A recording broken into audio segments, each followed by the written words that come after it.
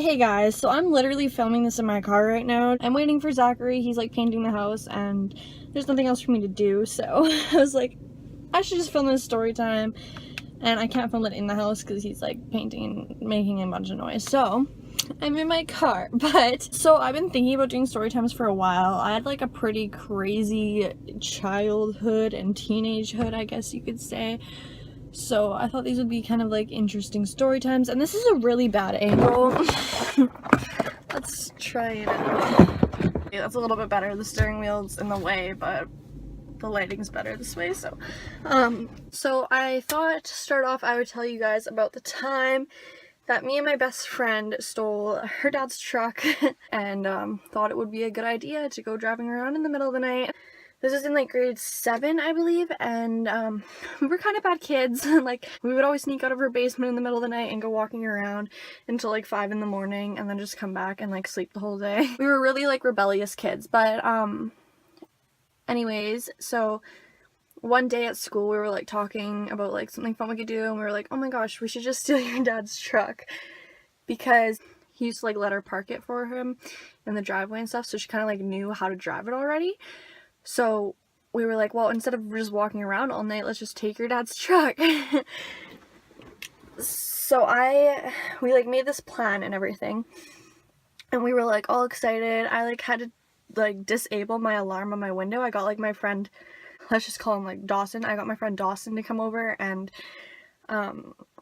like disable my alarm for me on my window so I could actually get out of my house. And then so like we were super excited, and then the day comes and I like call her, or she calls me and she's like, dude, I don't think we should go. And I was like, why not? Like, I'm so excited. And she's like, well, I'm on shrooms right now. And I, being this 12-year-old, I didn't exactly know, like, I knew what shrooms were, but I didn't know to the extent of like what effects they had on you. Like, I'm 12, right? Like, I don't know. So I was like, I just played it off. I was like, but dude, we've been waiting for this for so long, and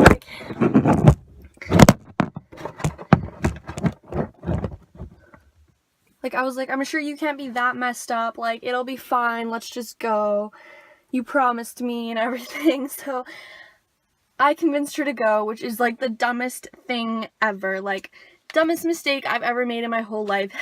Getting somebody to come pick me up in her dad's truck when I'm 12 years old and she's on shrooms, right? Like, hello.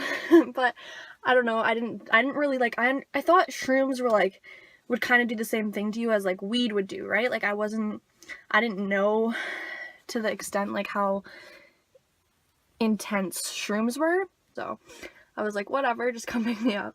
So I get out of my window and I'm walking down my street waiting for her to come get me.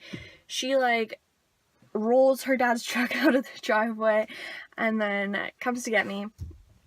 And so she picks me up and I like have like this huge adrenaline rush. I'm like, oh my gosh, this is so cool. Like, I was just so happy and so excited to be driving around this truck. And like, for some reason we didn't think like we would get in trouble for this. Like, we did not think we would get caught. We were like, oh, this is gonna be a great time, we're gonna tell all of our friends about it and everybody's gonna think we're so cool, and like, we're not gonna get caught. Like, no, that wouldn't happen to us. Like, even though every single thing we did we got caught for it, we just still were like, no, we're gonna be so sneaky, we're gonna be like little spy girls. Like, we got this. No. So after she picks me up, we drive for a little bit, and then we see a couple of like, not really our friends, but kind of like acquaintances, and these people are in high school, and we see them on the side of the road just hanging out, and we're like, oh my gosh, we should totally like go talk to them. And then so we go roll down the window and we're like, hey guys, and it was like 2 other girls and this guy, and they're like, oh my god, what are you doing? And we're like, we stole our dad's truck. And they're like, oh my god, you guys are so cool. And they got in and everything. Like, they were like, you'd think they'd be a little bit more mature than us. They'd be like, what the fuck are you doing? Like, go home, put your dad's truck back in the driveway and fucking go to sleep. But no, they were like all excited and they got in. So like, there was 3 of them in the back now, and like, I was like, we drove around for a bit, and then I was like, I was like, oh, I want to drive. Like, I want to try driving. I've never driven before. You should teach me how. And she's like, okay, like, let's just park. She was having, like, a lot of anxiety and stuff, but I couldn't really tell because I was just, like, so excited. I didn't really, like, I was a selfish kid. I didn't care what she was feeling, to be honest. I didn't really pay attention. And, like, they didn't know she was on shrooms either, I don't think. We pull over into this parking lot, and of course, she doesn't park in, like, our parking lot, like a parking space. She just parks, like, in the middle of the lot. We didn't really think anything of that because, like, it was the middle of the night, nobody else was in the parking lot, like, whatever. So I'm about to get out and open my door, and let's just call her, like, Trish. Trish, like, freaks out, and she's like, oh my god, you guys. And we're like, look, and we're like, oh my god, like, oh my god, and we're like freaking out. It's a freaking cop. So, and this cop is like, they're not just driving by, the cop is pulling into the parking lot. So we're like, oh shit. And the guy in the back, let's call him freaking, what should we call him? Let's call him Charles. Charles freaking gets out of the car and bolts it. Like, he just runs. Like, we're like, what the hell? Like, he just ran as fast as he could. And we didn't see him again for the whole night. He was like a full out sprint, like, just gone. Trish and the other girl are in the back crying. I'm like freaking out, like, my heart is pounding like crazy, and I was just like, we were so scared, like, we were 12, we didn't know what would happen, like, we thought we were gonna go to jail, like, we were freaked out. And then Trish turns over and she's like, oh my god, he left his backpack with us. And I was like, oh, like, what's the big deal? Like, it's just his backpack. But we'll get to that. So anyways, the cop comes and asks my friend, I don't think I've said her name yet, let's call her Sarah. So he asks Sarah to roll down the window, and she rolls down, and he, like, asks her for her driver's license. She's like, I don't have one. And he asks all the questions. He asks her name, her address, and, like, how old she is and everything. Okay. He's like, so this is what we're gonna do. All of you need to get out of the car, and any bags or anything that you have in the car, you need to take out.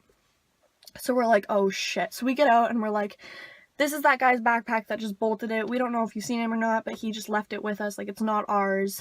And he was like, okay. So he got us all to, like, stand, and he's, like, looking through this backpack and, like, all of our purses and stuff. He didn't find anything in any of our stuff, of course. Keep in mind, Sarah's, like, on shrooms right now. So she's, like, freaking out. Like, she's, like, in a different mind space, and there's this cop talking to her and trying to get all this information from her, and she's like not there mentally. So, like, he's going through the backpack, and as he's going through the backpack, he pulls out this bong, like this huge bong, and it's like glass, and it's actually a pretty big bong, like it filled up the whole backpack. And he looks and he's like, oops. He just drops it, and it smashes everywhere, and he's like, oops. We're like, oh my god, did that just happen? Like, oh. So literally there's just glass everywhere now. Just glass everywhere.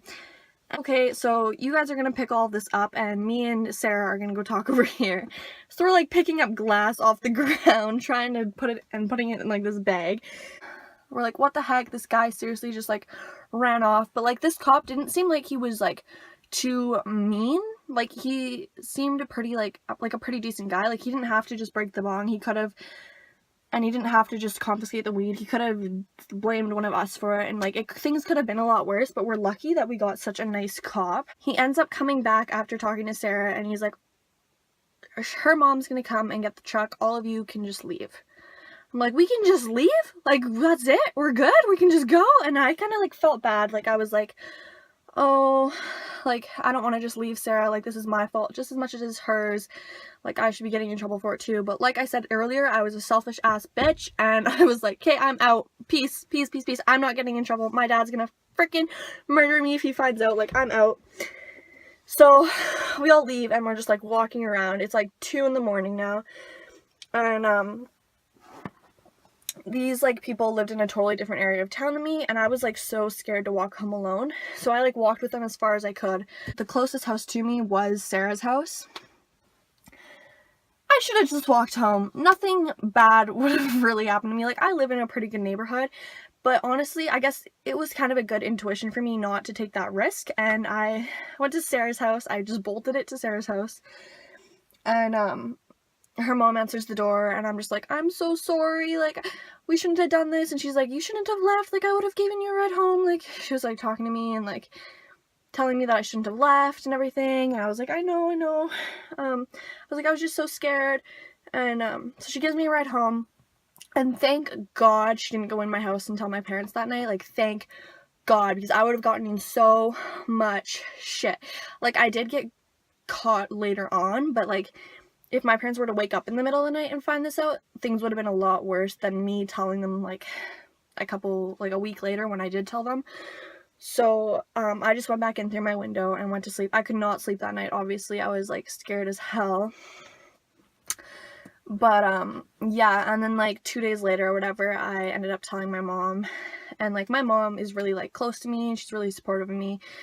And she kind of, like, I told her in a way that she would understand, and I was like crying, and I was like, I know it was wrong and everything. So we ended up like not telling my dad. He found out somehow, but I didn't really get in as much trouble then, because it was like so much further after it had happened, and like they knew that I knew it was wrong, and I was dumb, and I was a dumbass kid. And that didn't stop me from doing more dumbass shit though. There was still lots of dumb shit to go around, and that is why I'm going to be making more story times. If you guys like this one, I don't want to just like make them if like I sound like an idiot, so let me know if you guys like this story time. Sorry I'm like so out of breath and like dead right now, but it's really hot in this car, and I'm 36 weeks pregnant, so yeah. But let me know if you guys liked this story time, if it was entertaining for you, and I will see you guys in my next video. Thanks so much. Bye.